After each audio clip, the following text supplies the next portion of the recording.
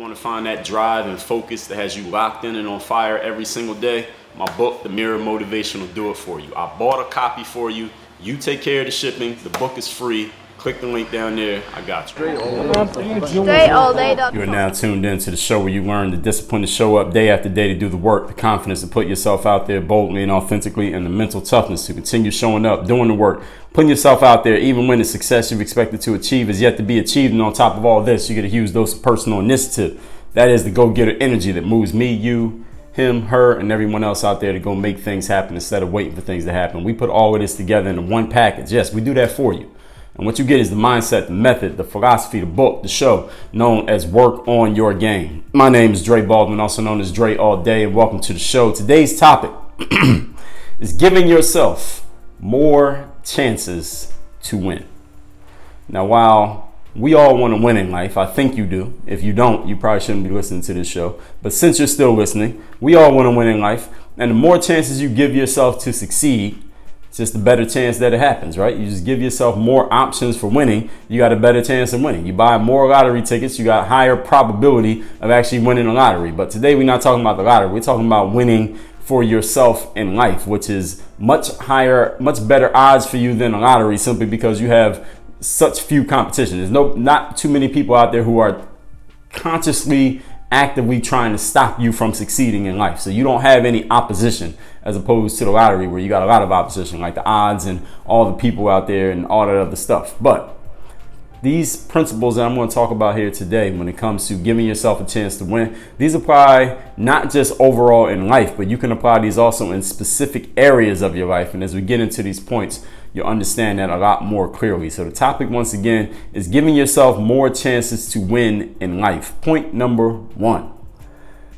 I heard this recently, this concept that someone shared from Walt Disney. Now, if everyone knows who Walt Disney is, right? He's the namesake of Disney World and Disneyland. I know there are two of them in America. I'm sure there may be a couple others outside of the United States, but I know there's one in Orlando. I haven't been there in a while. I think last time I was there was maybe a little bit over 10 years ago. So I need to go to Disney World again. I want to go to Disney. But what I read someone say was that Walt Disney had this thing called the 10-step rule. And they say that this rule still exists, but I don't know. Any of you who's been to Disney World lately, you can tell me if you noticed this or not, but I'll look it up after I finish recording this. So even if this happens to be a fairy tale or it's just a urban legend that's not true, the concept still makes sense. So whether it's true or not, this still applies and you should start using it. Walt Disney's 10-step rule worked thusly. He said that anyone who is in one of his parks, Disney parks, that person, the patron, they should not be able to walk 10 steps without being able to buy something. Every 10 steps that a person takes, there needs to be something there that person could possibly purchase. The word is, as I said, it's still this way now, but I haven't been to a park recently to check. So if you've been there, you could tell me if it was like this, or if you're on your way there, you can let me know. Or if you happen to work for the Walt Disney Corporation, send me an email, dre@dreallday.com, and let me know. The purpose of the park, the purpose of the Disney parks was what? To give people this great experience, and also for them as a company, they wanted to make money. So they want to maximize their chances. And the way they did that is every 10 steps that a person takes, we need to have something that they could possibly buy. And hopefully, if they're testing, and I'm sure as big a company as Disney is, I'm sure they're testing their offers, seeing what's selling, seeing what's not, see what works in certain places, what works in certain locations, what works with certain types of people. Maybe this will work if it's kids. It'll work if they have teenage kids. This will work if it's little kids. It'll work if it's babies in a stroller. This will work if it's a mom by herself. This will work if it's a dad. This will work if it's adults walking around. And they are getting strategic about how they place their offers and whatever they're giving people the opportunity to buy so they can maximize the money that they're making. Because listen, people only buy things not because they have to and not because it's available. People buy things because they want them. So if we give people more things that they want to buy and we find out what they buy and what they actually want, what they like, what they don't like, we can maximize our revenues, maximize giving people the experience and enjoyment that they want, because you don't come to Walt Disney to save money, right? You come there to spend money, knowing you come there with the expectation you're going to be spending a bunch of money, and we can maximize our chances of winning. Walt Disney's winning was giving people a great experience, making people want to come back, giving people these great memories that they're taking pictures of and they tell their families about, and they frame the photos and put them on their coffee tables, and they want to come back every year, and their kids are going to remember it when they're 30 years old. They're going to remember when they were 3 years old going to Disney World. And it's just a great experience. They want it to be this enchanting place that people just let go of their problems, let go of their everyday lives, and just enjoy themselves. I think they're winning on that note, because I brought up Disney World and I didn't have to explain what it was. All you know what it is. And in order for the park to keep running as well as it does, they had to be making money, right? You got to have people working there, and people don't work for free. It got to be nice and clean, and people don't keep things clean for free. And you got to have operations. I mean, for things to actually run, it costs money. So we got to make money in order to give people a great experience. In order to give people a great experience, wait, let me say that again. We got to make money in order to fund the great experience that we're giving people, and people are willing to spend money because they are getting an amazing experience. That's the way that it works. I would assume that was Walt Disney's mindset. I have one of Walt's books that I'm going to read. I haven't read it yet as of this recording, but I will. And I'm sure I'm going to get some great ideas and information and insights that I'll glean from that book that will probably lead to future episodes of this podcast. So Walt Disney's 10-step rule was giving himself, his park, and his business as many chances as possible to make money from the customers who wanted to buy things. They wanted to buy things. Not like he was manipulating them into purchasing. They want to buy things. He's giving them more chances to buy things by offering them things they actually want, to give his business more chances to make revenues, which will allow him to offer an even better experience to the people who keep coming back to his business. So you see how all of this works in a cycle.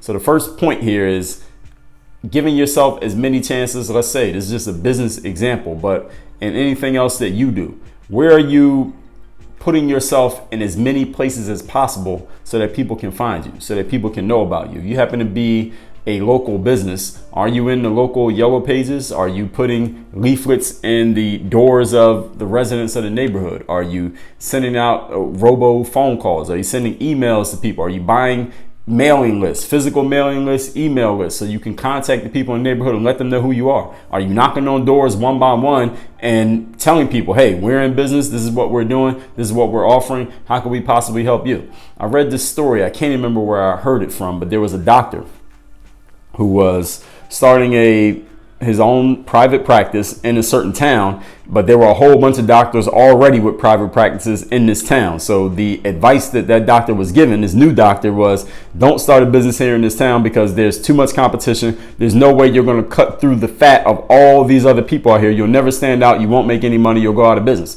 The doctor decided he was going to do it anyway. So here's what the doctor did to give himself more chances of winning. He went around before he opened his practice and he knocked on every door in town. He would actually knock on their doors, the doctor himself, and he would let them know, hey, I'm Dr. such and such. This is the type of medicine that I practice. I want to know if a new practice opens in this town, how could it benefit you? What would you actually want? What's missing from the other doctors in town? Or what do you need for yourself? And he would ask these questions of every person who would open the door and talk to him. And he went and had conversations with thousands of people in the town. And when he opened his practice, his business was booming.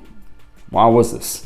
He gave himself more chances to succeed. He didn't just open his business and say, all right, customers, where are they at? When are customers going to show up and start buying stuff from me? No, the doctor went to every door, knocked on those doors, and gave himself the chance to succeed by talking to every single individual person. What are you doing in your life and your business and your academics and your sport and your relationships and your whatever? Where are you giving yourself more chances to be successful? Or are you, on the other hand, just sitting around hoping that the customers come your way, hoping that somebody comes along and decides they want to be your friend, hoping that some woman or man comes along and wants to be in a relationship with you? Are you just hoping something happens? Or are you giving yourself as many chances as possible to win? Are you doing this anywhere? There's a guy I knew. He lived in Miami, actually. His name was Dan. And he had come to Miami not knowing anyone. He had lived in New York for several years. Then he moved to Miami because it was something work related, but he didn't know anybody. He lived in my neighborhood. He didn't know anybody in town, right? But when I met him, he was friends with a whole bunch of people. He knew all these people in the neighborhood. He had all these female friends that he knew. He was friends with my girlfriend. He was friends with all these people. And I was like, how the hell did you meet all these people? One day I was talking to Dan. I said, how'd you meet these people? You came here not knowing anybody. You weren't connected to anybody. Nobody plugged you into their friend group. How did you get all these friends? And he had met all of these people individually. It's not like he met one person and then they plugged him into a group of 20. He had all these different friends that he had met one by one in different places. So I asked him how he did it. And this is what he told me. He said, Dre, this is what I did. I lived in this high-rise building, and every day I had to ride up and down the elevator, of course, to get into and out of where I lived. So I made this rule that I think he called it the 3-foot rule. It was something like that he said. He said, if I come within 3 feet of any person, I introduce myself, I shake their hand, I tell them who I am, I ask them who they are, and I kind of break the ice and have a brief conversation with them. And if the person seems open to it, I keep talking to them and they can eventually become a friend. If they're not open, then I'll let them go. But I do this with every single person I was coming across. He said he did it when he first came to town. Every person I came across, I did this because I wanted to make some friends. I wanted to get to know people. I wanted to make connections. I wanted people to know me. I wanted to know them. And this is how I started to build this friend group. And he's had all of these friends because he was doing this. And I said I was going to try it. I didn't actually do it. So now I got to do it because now I put it out there publicly. So now I got to do it. But this concept works the same way of this doctor who opened his practice in the town that had a bunch of doctors already, and Walt Disney who put people selling stuff, vendors, all over his park so he could sell more stuff to these customers, which is giving yourself more chances. Where are you maximizing, or how are you maximizing your opportunities in the thing that you're doing? Or are you not maximizing your opportunities in the thing that you're doing? Point number 2. Today's topic is giving yourself more chances to win. What you need to do is find your path or your space, whatever it's going to be, and dominate it by producing whatever you produce in mass quantities.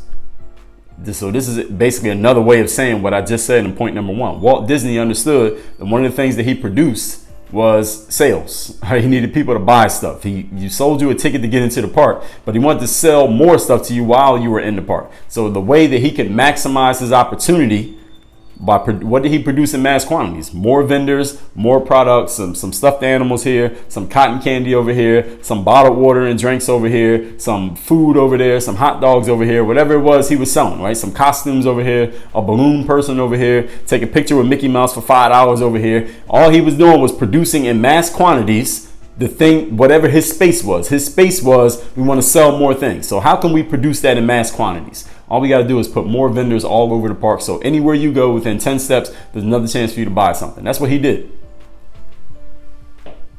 There's a rapper by the name of Gucci Mane. Gucci. Some of y'all know who Gucci Mane is. Gucci Mane, he actually wrote a book. What was the name of that book? I can't remember. I think it was called The Life of Gucci Mane. It was actually a really good book. I read the whole thing straight through in a very short period of time. It's a narrative. It's just him telling his story. It's a really good book, but I'm bringing him up not because of his book, but for those of you who don't read, maybe that can be a segue into you breaking that bad habit of not reading. But Gucci Mane recently put out an album as of this recording. I mean, by the time you hear this, Gucci Mane might have put out another album. Like, that's how prolifically this guy puts out albums. But when he put out his last album, he was doing some media, some press for it. He was doing an interview and someone was asking him, you got this new album, and Gucci Mane talked about his album a little bit. And the person said to him, the interviewer said, Gucci, I know you have a lot of projects out there on the streaming services. If you look up Gucci Mane on your Spotify or your Apple Music or whatever, wherever you get your music, you'll see a whole lot of Gucci Mane projects. And they asked him, what number project is this? How many projects do you actually have out there between your albums and your mixtapes? Because nowadays mixtapes go on to streaming services too. And Gucci Mane said, this is my 100th project. Between albums and mixtapes, this dude has put out 100 of them as a rapper. And the reason I'm giving you the example of Gucci Mane is because this is what he realized what his space was. Gucci Mane's space is, I can make these albums prolifically. I can make so many of them. I can make an album today, and I can make another album next week, and I can make another album the month after that, and I can put out 2 albums in the same day. Gucci Mane realized this was his area. This was the thing that he could dominate. Now, he wasn't the guy that was going to come out like a Jay-Z or a Drake and come out once a year or once every 2 years, or like Dr. Dre come out once every 20 years. He didn't want to do that. He said, no, I'm going to come out twice in 20 days. I'm just going to keep putting stuff out.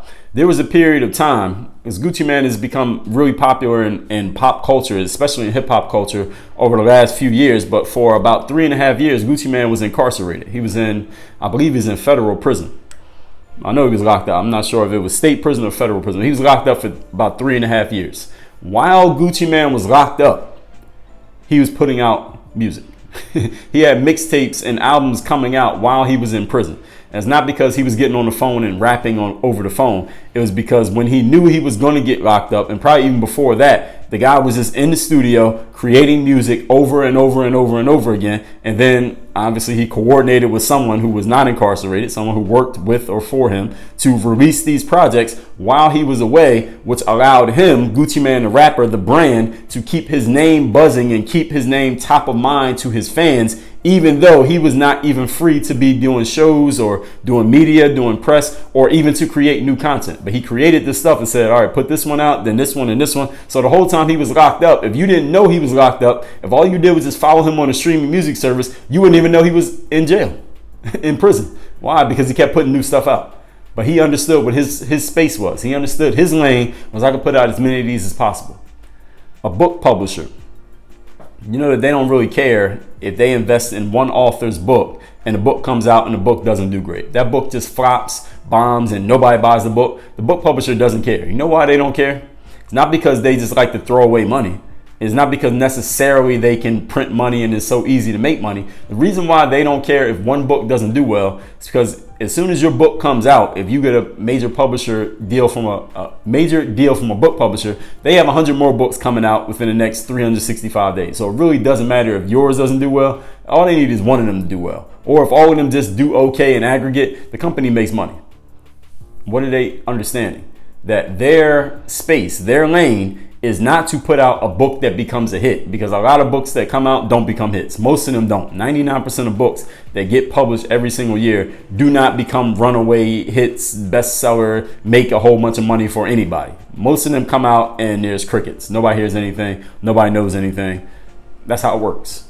But a book publisher is not in the business of making hit books. A book publisher is in the business of publishing as many books as possible, and then keeping the majority of the money from those books. That's their lane. They understand that though. You got to understand what your lane is. Music publishing companies do the exact same thing. Any music label, they don't necessarily need every artist that comes out to make hits. They just need maybe a couple, one or two here and there, but they're putting so many of them out and they're keeping such a large percentage of the revenue from whatever any of them puts out, whatever any artist puts out, that they're going to make money either way. They know their game. Their game is not the game that many people think their game is. Think of a company like Walmart. What's their lane? What's Walmart's lane? Now that I've given you these examples, you should be able to answer the question. Walmart's lane is having low prices on every single item in the store. That's their lane, the lowest possible prices. Now, I don't shop at Walmart on a regular basis. I haven't been into a Walmart. Last time I was in Walmart was maybe 4 years ago. But I remember when I was in there and I was like, damn, they actually do have the lowest prices. All the stuff you could possibly buy in Walmart is cheaper than if you bought the same thing from somewhere else. I remember I was in there, I was buying some candy and they had the largest, it was one of those super Walmarts. This wasn't a regular Walmart, this was a super duper Walmart. And they had so much candy, and they had candies and flavors that I didn't even know existed because they had such a large space for the candy aisle. And it was cheaper than the same candy that you get at a CVS or a Walgreens, significantly cheaper, as significant as it could be when you're talking about something that costs $3. But Walmart's angle, their space is what? We got the lowest prices on everything. So no one customer who decides to boycott Walmart or someone who just doesn't shop there, like myself, doesn't really affect Walmart. Why? Because their prices are so low that they're going to attract the masses of people and they're going to make so many sales, even at the low prices on these low, tiny margins that they have. Meaning the difference between how much they had to pay for the product and how much they actually make on the product. Their margins are so small, but they do so much volume because of their low prices and the way they advertise the low prices. That's the main thing they advertise, right? That's the only thing Walmart advertises, that we got the lowest prices. That's it. What else does Walmart advertise? Nothing. We got the lowest prices. That's it. And that draws masses of people to them. And it's made them one of the biggest companies in the world. They're $1 billion company because of the fact that they have dominated the space of having the lowest prices in people's minds, not only physically, but in the minds. Facebook, what's their lane? Facebook's lane is having a whole bunch of people, not just having a whole bunch of people, but having all of their information. You see, the thing about Facebook that makes it different from damn near every other social platform, except maybe, I guess, LinkedIn would be the only exception, is that Facebook required you, in order to join, you had to give your real information. What's your real name? Give us a real picture of you. Tell us your real birthday. Where do you really work? Where do you really go to school? Where do you live? What do you like? Facebook knows everything about billions of people. That's their lane. And that's what makes them worth what they're worth.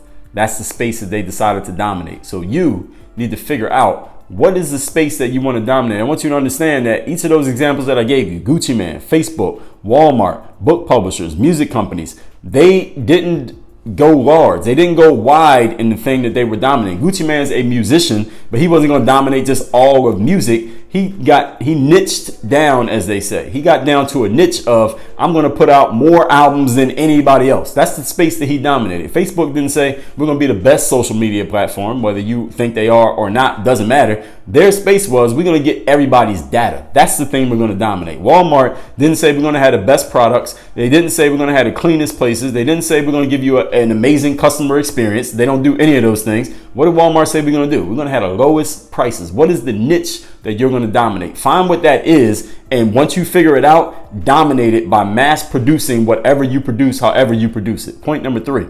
Today's topic is giving yourself more chances to win. Now, let me give you a personal one, not personal about me, but personal for you. Something that you can do to give yourself more chances to win in life in general.